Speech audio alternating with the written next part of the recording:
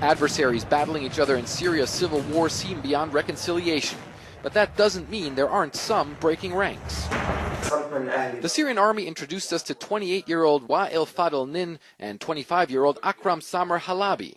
Both say they work for the rebel Free Syrian Army, but have now defected back to the government side.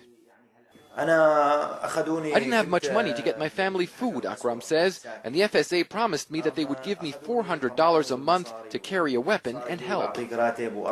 This area in the Damascus suburbs has seen heavy fighting in the past year. Both men say they spent time on the front line with the rebels, but insist they never fired a shot.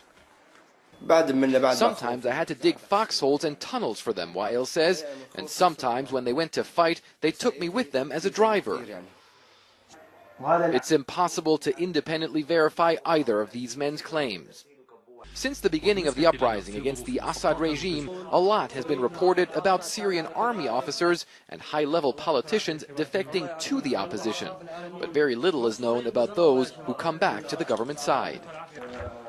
The officer in charge of military operations here, who refused to be identified, says recent government gains have led to more people defecting from the ranks of the opposition. The last month, the numbers became larger. Yes, we began with one since months ago, finished with dozens a week ago. The Army says possible defectors usually make contact over the phone.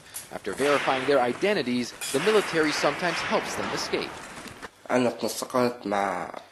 night, the FSA guys were playing cards, Wa'il says, so I told them I could take their weapons and stand guard. I was talking on the phone, and they thought I was talking to my wife. I started to run until I got to the highway on the government side. Both Wa'il and Akram say they have no more contact with opposition fighters, who remain engulfed in a fierce battle against the Assad regime. Fred Pleitgen, CNN, Damascus.